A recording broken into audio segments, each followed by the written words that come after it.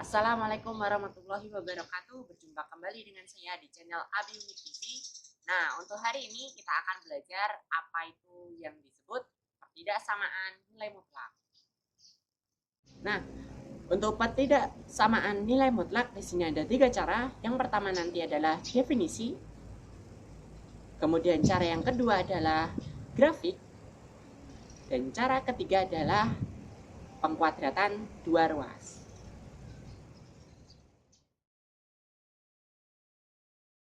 Nah, untuk cara yang pertama ini sama seperti persamaan nilai mutlak.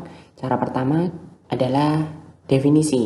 Nah, definisi sendiri berbeda dengan persamaan nilai mutlak kemarin. Untuk kemarin kan untuk persamaan nilai mutlak masih ada yang namanya konsep nilai mutlak ya di dalamnya. Nah, untuk pertidaksamaan ini kita menggunakan 4 definisi. Yang pertama, nilai mutlak dari X kurang dari A, maka nanti hasilnya akan negatif A kurang dari X kurang dari A. Kemudian yang kedua,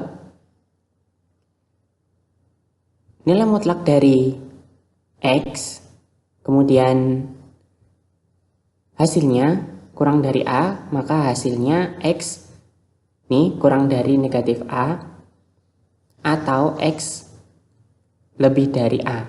Nah, kemudian untuk yang ketiga, sekarang fungsinya, fungsi fx itu kan fungsi ya. Nilai mutlak dari fx ini kurang dari A, maka nanti hasilnya sama seperti yang nomor 1. Berbedanya hanya di x-nya ini kita ganti dengan fx, fungsi x. Kemudian juga nomor 4, fungsi fx nilai mutlak lebih dari A, maka fungsi fx kurang dari negatif A atau fx fungsi lebih dari A. Kemudian untuk contohnya, nah ini contoh kita ambil nilai mutlak dari X negatif 3 kurang dari 4. Nah, apa yang kita kerjakan dahulu ini? Tentukan dahulu definisi nomor berapa. Nah, coba kita lihat di sini nilai mutlak X kurang 3 kurang dari 4. Artinya X negatif 3 ini adalah fungsi antara nomor 3 atau nomor 4. Kemudian di sini adalah kurang dari 4, artinya ini kurang dari A. Kita akan memakai nomor 3. Nah, kita akan memakai nomor 3 ini. Oke, selanjutnya untuk cara pengerjaannya sendiri hampir sama dengan pertidaksamaan linier kemarin pada SMP. Nah, kita kerjakan dahulu ini. Tuliskan dulu jawaban atau hasil dari definisi tadi. Nah, ini adalah definisinya tadi. Kemudian kita masukkan A-nya adalah 4, ini A ya. Nah, ini sehingga kita tuliskan di sini dan juga di sini. Nah, untuk fx-nya sendiri adalah yang berada di dalam kurung ini. Kita tinggal tuliskan di sini. Sehingga negatif 4 kurang dari X min 3 kurang dari 4. Nah, jangan sampai lupa kalau di definisi, lihatlah definisi ini. Nah, ini wujudnya adalah fx atau kalau kita mau buat, ini harus berbentuk menjadi seperti nomor 1 ini. Nah, fx-nya ini harus kita rubah menjadi x. Dengan cara bagaimana? Kita hilangkan negatif 3-nya. Nah, negatif 3 ini artinya biar hasilnya habis, harus ditambahkan dengan 3. Nah, karena 3 ini ditambahkan di tengah, otomatis yang sebelah kiri dan sebelah kanan pasti akan pengen juga. Otomatis di sini juga ditambah 3. Juga ditambah 3 di sebelah kanan.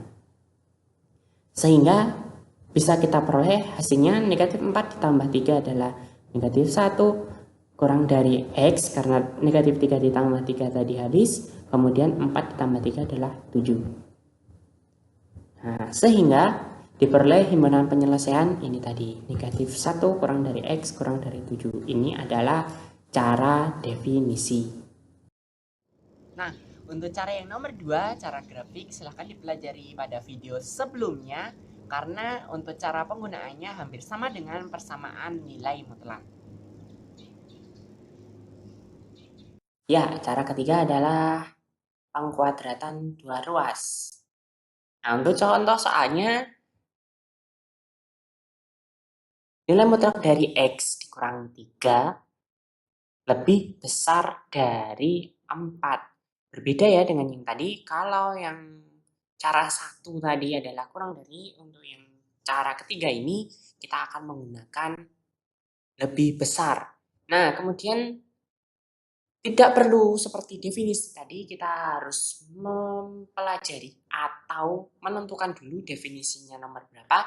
Kita akan langsung mengerjakan dengan cara pengkuadratannya itu tadi. Nah, ini kita pengkuadratkan seperti persamaan kemarin di cara nomor 3 juga. Kuadratkan dulu keduanya, ini kuadrat sama sebelah kiri dan sebelah kanan. Kemudian sifat nilai mutlak yang kuadrat, ketika nilai mutlak dikuadratkan akan menghasilkan dalam kurung bilangan itu sendiri dikuadratkan. Otomatis kita sudah memperoleh baris kedua ini, sudah benar. Kemudian sama seperti yang persamaan nilai mutlak, artinya negatif, 4 kuadrat ini kita pindahkan ke ruas sebelah kiri, artinya tandanya berubah ya, dari positif berubah menjadi negatif. Nih. Nah, kemudian tentu caranya juga sama dengan persamaan nilai mutlak. Artinya ini menggunakan konsep pemfaktoran A kuadrat dikurangi B kuadrat. Benar sekali. Nah, kita akan menggunakan A kuadrat dikurangi B kuadrat ini sehingga akan menghasilkan ini negatif 3x dikurangi 3 ditambah 4, kemudian x dikurangi 3 dikurangi 4. Masih tandanya sama ya, lebih dari 0 karena sudah dipindahkan 4 kuadratnya tadi. Nah, kemudian kita kerjakan dulu seperti semula, artinya kita kerjakan yang di dalam kurung besar terlebih dahulu, kurung kotak ini. Negatif 3 ditambah 4 hasilnya adalah 1, kemudian negatif 3 dikurangi 4 adalah negatif 7. Nah, kemudian kita tentukan pembuat nolnya.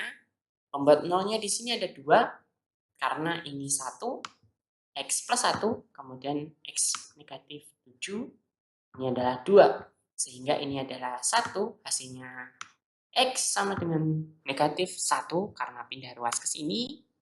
Ini juga sama, X sama dengan 7 karena negatif 7-nya pindah ruas ke sebelah kanan pula. Nah, kemudian apa yang harus kita kerjakan selanjutnya? Yang harus kita kerjakan selanjutnya adalah kita membuat suatu garis. Kemudian letakkan nilai negatif 1 tadi, pembuat 0, negatif 1, dan juga 7 di sini. Sesuaikan dengan urutan pada koordinat kartesius ya, atau garis bilangan. Pasti kalian sudah ingat atau masih ingat, karena itu ada pada SMP kelas 7 ataupun kelas 2 di persamaan garis lurus dan sebagainya, itu pasti pakai. Kemudian kembali ke soalnya tadi, ini nilai mutlak dari X dikurangi 3 lebih dari 4. Nah, lebih dari 4 ini, lihatlah di sini. Apakah ada sama dengannya di situ atau tidak? Di sini tidak ada sama dengannya. Artinya, tanda yang berada di negatif 1 atau dan 7, ini adalah lingkaran bolong seperti ini atau lingkaran putih seperti ini. Tidak penuh, ya. Nah, Sampai sini, kemudian kita buat garis ke atas dulu untuk mempermudahkan kita membagi ruas-ruas garis itu. Artinya kita sudah memperoleh 1, 2, 3. Nah, kemudian apa selanjutnya yang harus kita kerjakan? Selanjutnya yang harus kita kerjakan adalah menentukan letak positif dan negatif dari X-nya tersebut. Caranya bagaimana? Lihat di sini, di garis terakhir ketika kita mengerjakan ini. Nah, ini. Langsung saja lihat koefisien dari X-nya. X-nya yang pertama ini di tanda kurung kotak. Yang pertama adalah bernilai positif.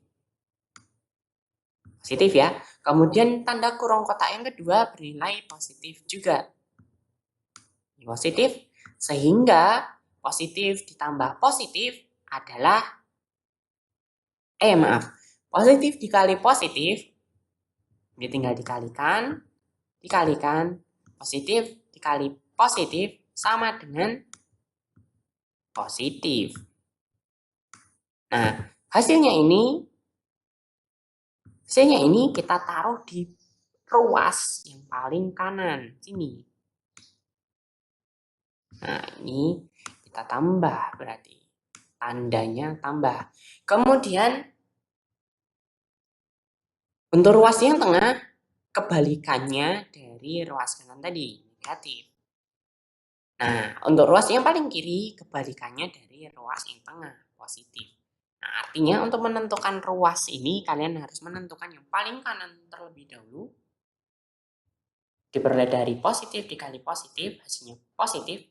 Ini diletakkan di paling kanan, kemudian tinggal selang-seling ya, berbolak-balikan. Nah, kemudian sekarang lihat tanda pada soal tadi. Tanda pada soal tadi adalah lebih dari. Artinya kalau itu lebih dari, coba lihat di sini. Nah, lebih dari pasti itu nilainya adalah positif karena lebih dari 0 ini sama seperti kita menentukan positif negatif tadi. Nah, di sini baris terakhir ketika mengerjakan lebih dari 0 artinya itu bernilai positif. Sehingga jawabannya nanti ada di ruas yang paling kan karena ini lebih dari. Nah, kita arsir dulu biar memudahkan kita. Nah, dan juga ruas paling kanan ini tandanya apa tadi? Positif. Artinya ini juga positif. Tanda positif yang ruas sebelah kiri ini juga positif. Nah, sehingga himpunan penyelesaiannya adalah X itu nanti kurang dari 1, negatif 1 maaf, atau X lebih dari 7. Itu tadi pengkuadratan dua ruas merupakan cara ketiga untuk menentukan pertidaksamaan nilai mutlak. Namun yang perlu diingat, sama seperti persamaan nilai mutlak, kedua ruas harus bernilai positif, baru boleh menggunakan pengkuadratan dua ruas. Demikian tadi penjelasan mengenai penyelesaian pertidaksamaan nilai mutlak. Semoga bermanfaat dan bisa kita ambil hikmah dari penjelasan tadi. Sampai jumpa pada video selanjutnya.